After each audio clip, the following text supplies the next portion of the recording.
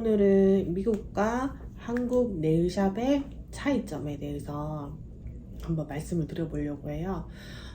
일단은 네일 테크니션으로서 네일샵에 취직을 했을 때 그 과정들에 대한 차이점을 말씀을 드릴 건데요. 우선은 한국에 이렇게 네일 공고가 뜨는 걸 보면은 가장 먼저 볼 수 있는 게 나이.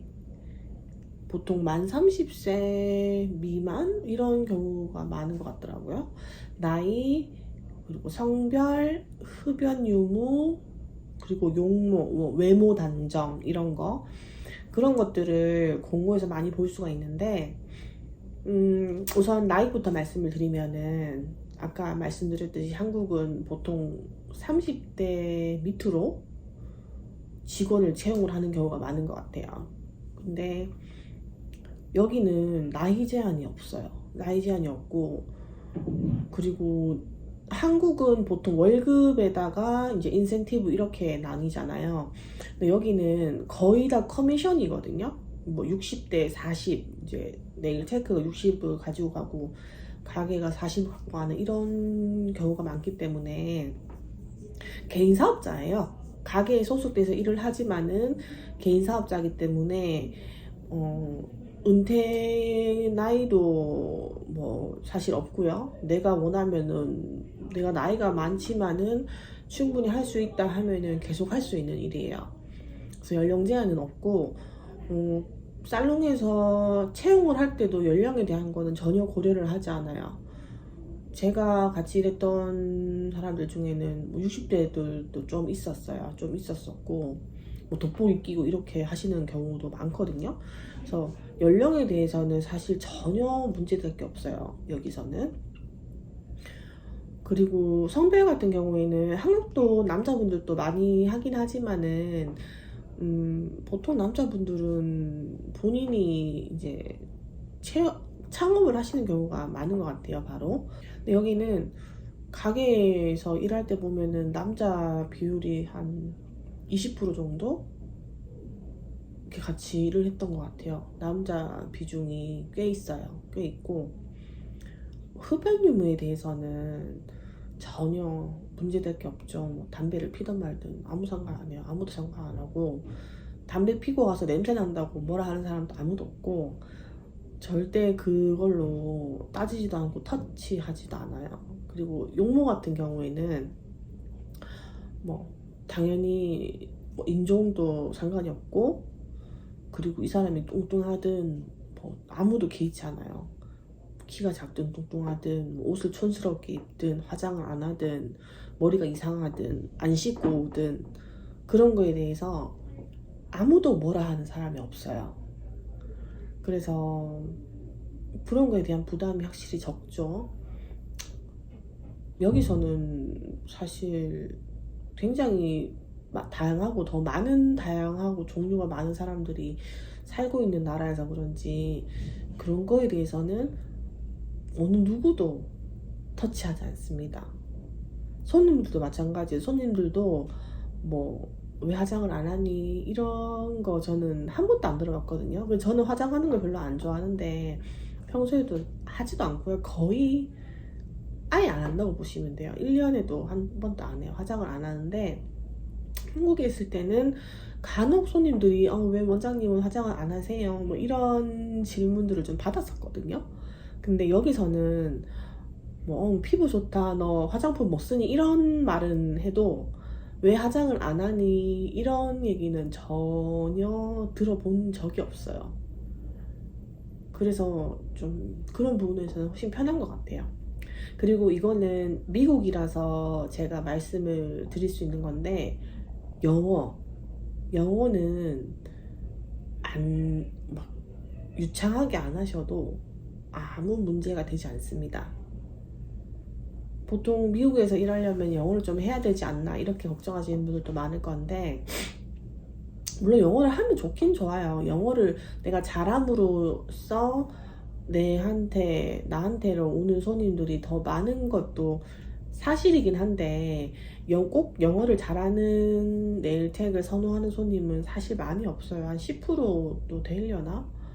많이 없고, 좀 깐깐한 손님들 같은 경우에는 영어를 하는 사람을 원하긴 하죠. 왜냐면 내가 전달했던 게 제대로 이제 나한테 서비스로 안 돌아올 수 있으니까 물론 이해는 하지만 거의 없어요. 영어에 대해서 얘기하시는 분들은. 그래서 영어는 정말 인사 정도만 할 줄 아는 사람들이랑도 같이 일을 한 적이 꽤 많거든요. 제가 일했던 가게가 세 군데였는데 첫 번째 일했던 데는 같이 일했던 사람이 한 7명, 8명? 여기는 가게가 규모가 다 커요. 다 크고 적어도 5명에서 많게는 뭐 20 몇 명까지 이렇게 같이 일하는 직원들이 있거든요. 그래서 대부분 좀 크기 때문에 되게 다양한 사람들이랑 같이 일을 해요. 근데 첫 번째 일했던 가게에서는 저 혼자 빼고 다 베트남 사람이었어요. 특히 여기는 베트남 사람들이 내 일을 다 장악하고 있기 때문에 사장도 베트남 사람, 일하는 사람도 베트남 사람, 그리고 재료 공급하는 사람도 베트남 사람, 거의 다 그렇다고 보시면 되거든요. 근데 첫 번째 일했던 가게는 저 빼고 다 베트남 사람이었고 영어를 할 줄 아는 사람이 몇 명 있긴 했지만 그 사람들도 영어를 잘하지는 못했어요. 잘하지는 못했고 한 절반 정도는 영어를 아예 못했어요. 그냥 할 줄 아는 거라고는 일할 때 서비스에 필요한 용어들, 뭐 어떤 컬러 할까, 뭐 길이는 어떻게 할까, 쉐입은 어떻게 할까, 요 정도만 말할 줄 알고 그 이외에 다른 소통은 전혀 안 되는 사람들이 좀 있었어요. 그리고 두 번째 있던 가게는 좀 컸어요. 거기는 20명이 넘게 같이 일을 했었는데 거기서도 절반은 영어를 못했어요. 그 사람들이랑 뭐 하루 종일 그냥 같이 말 한마디 붙일 기회가 없죠, 저 같은 경우는. 그래서 저만 한국 사람이고 저 빼고 미국 사람 딱 한 명 있었고 나머지는 다 베트남 사람이었는데 한 절반은 영어를 못했었고, 그래도 본인만 잘하면은 꾸준하게 손님들이 그 사람을 찾고 그리고 뭐 돈도 괜찮게 벌고 그랬었거든요. 세 번째 일했던 데는 거기가 조금 특이한데 거기는 반반, 미국 사람 반, 베트남 사람 반, 저만 한국 사람 이랬었던 것 같아요. 그래서 거기는 아무래도 영어를 이제 모국어로 하는 사람들이 좀 더 많았겠죠. 그렇지만은 영어를 못하는 사람도 있었어요, 거기도. 그리고 뭐 일하는 데 있어서 아무 문제 없었고 그렇게 영어 잘하는 사람이 많은데도 영어 못하는 그 사람만 지정해서 오는 사람들도 있었어요. 그렇기 때문에 영어는 아무 문제가 안 됩니다. 취업을 할 때도 영어를 못한다고 해서 뭐 가게에 따라 다르겠지만은 뭐 영어 못한다고 해서 너는 안 되겠어 라고 하면은 영어는 못하지만 괜찮아 라고 하는데 취업을 하면 돼요. 그래서 영어는 전혀 문제가 될 게 없고 손님들이랑 그냥 간단한 의사소통 정도, 그냥 뭐 오늘 어떠니, 뭐 갈 때 뭐 잘 가, 다음에 또 와, 이 정도만 할 줄 알아도 전혀 문제가 되지 않고요. 일하면서 또 배우는 게 많아요. 일하면서 손님들한테도 배우고 또 좀 친화력 좋은 손님들은 가르쳐줘 주고 뭐 영어 하는 것도 가르쳐도 주고 이런 손님들도 있겠죠. 있을 것 같아요. 그래서 영어는 전혀 문제가 되지 않습니다. 그 다음에 손님들에 대해서 한번 차이점을 얘기를 해볼 건데요. 일단 가장 눈에 띄는 거는 연령이에요. 한국은 저는 시내에서 가게를 했기 때문에 20, 30대가 제일 많았고, 그리고 동네에서 가게를 하시는 경우에는 뭐 40, 50대까지도 오시겠죠.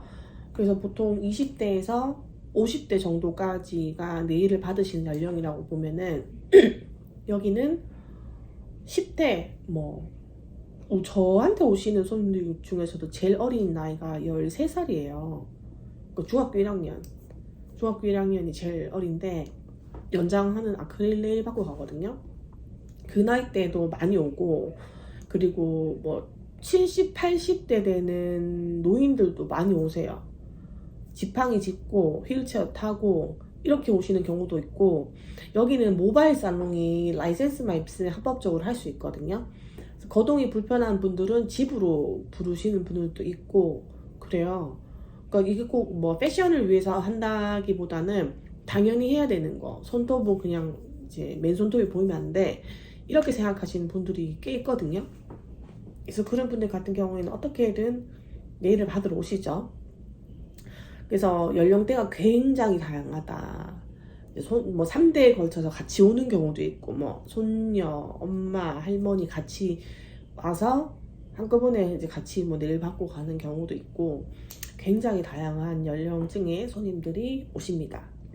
그리고 성별 같은 경우에는 한국도 뭐 남자들 오긴 오는데 와봤자 이 기본 케어 정도만 하시잖아요.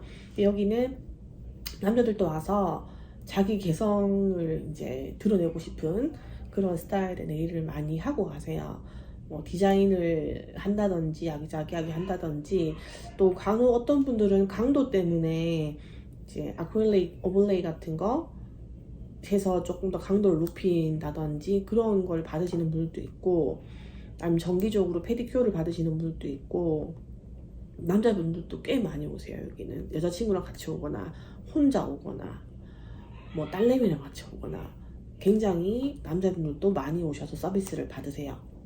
그리고 스타일 같은 경우에는 뭐 매체에서도 보셔서 아시겠지만 여기는 이 긴 네일들을 많이 하잖아요. 사람들이 많이 선호하고. 그래서 우선 그 네일 기회에서 오는 차이가 좀 있어요. 저희 샵에 오시는 한국 손님들 같은 경우에도 짧은 걸 하시지만 미국 손님들은 긴 걸 하세요. 그러니까 미국에 살고 계시지만 한국 분들은 자연 네일, 미국 분들은 연장 네일, 이렇게 좀 구분이 되는 편이거든요. 그래서 그런 손톱 길이에서 오는 스타일의 차이, 그게 당연히 있겠고, 그리고 한국은 좀 더 디자인을 치중해서 많이 하시는데 여기는 디자인보다도 그냥 기본적으로 컬러만 하시는 경우가 많아요. 손톱은 길게 하고 그냥 원 컬러 이렇게 하시는 경우가 더 많은 것 같아요. 한국에 있을 때는 제가 저도 지금도 한국에서 유행하는 네일을 하고는 있지만은 하나가 딱 유행하면은 그게 한 몇 달 정도 이렇게 딱 유행을 하고 그거에 유행하는 재료들이 이렇게 막 시장에 풀리고 막 이런 식이잖아요. 근데 여기는 하나가 유행을 하면은 그 유행이 되게 오래 가요. 거의 막 2년씩 그 디자인을, 같은 디자인을 가지고 오셔서 하시는데, 디자인을 하시는 분들이 많이 없으니까 뭐 그거를 한 일주일에 뭐 한 2번, 3번 이 정도 하는 것 같거든요. 근데 한국 유행한 디자인이 있으면 거의 매일 하거든요. 근데 여기는 한 일주일에 2번, 3번 하면 아, 이게 유행하는 디자인이구나 이렇게 생각이 드는 것 같아요.